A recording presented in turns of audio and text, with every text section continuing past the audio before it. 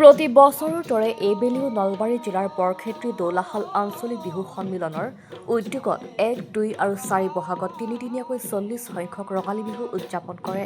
দৌলাশাল হৰি মন্দিৰৰ প্ৰাংগণত অনুষ্ঠিত ৰঙালী বিহুৰ কাৰ্যসূচী অনুসৰি কালি অনুষ্ঠিত হয় মুকলি বিহু প্ৰতিযোগিতা আৰু সাংস্কৃতিক অনুষ্ঠান। বিয়লি ৪ বজাৰ পৰা অনুষ্ঠিত মুকলি বিহু হুঁচৰি প্ৰতিযোগিতা উদ্বোধন কৰে পদাৰ্থ বিজ্ঞানৰ সহ অধ্যাপক ড সমীক বেনাৰ্জীয়ে। মাজনিশালৈকে মুকলি বিহু হুঁচৰি প্ৰতিযোগিতাত ৰাজ্যখনৰ কেইবাটাও আগশাৰীৰ বিহুৱা দলে অংশগ্ৰহণ কৰি বিহু প্ৰদৰ্শন কৰে। নিশা সাংস্কৃতিক অনুষ্ঠানত গীত পৰিৱেশন কৰে আমেৰিকা জাপানত ঘূৰি ফুৰো সপোনত শীৰ্ষক গীতটোৰ স্ৰষ্টা যুৱ কণ্ঠশিল্পী ৰিংকু প্ৰিয়ম আৰু হিমাশ্ৰী নাথে। বিহুৰ এই অনুষ্ঠানতে অসমীয়াৰ হাৰ্টথ্ৰব জুবিন গাৰ্গ আৰু সুধা কণ্ঠক শ্ৰদ্ধাঞ্জলি অৰ্পণ কৰে দৌলাশালা আঞ্চলিক বিহু সন্মিলনে।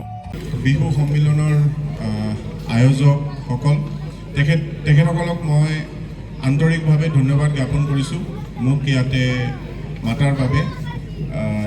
মোৰ ছাত্ৰ কুমাৰেন্দ্ৰ বৈশ্য তেখেতে মোক ফোন কৰি পেলাই যেতিয়া কৈছিলে যে ছাৰ আপুনি আহিব পাৰিব নেকি, তেতিয়া মই লগালগ কৈছিলোঁ যে অঁ ঠিক আছে মই যাম।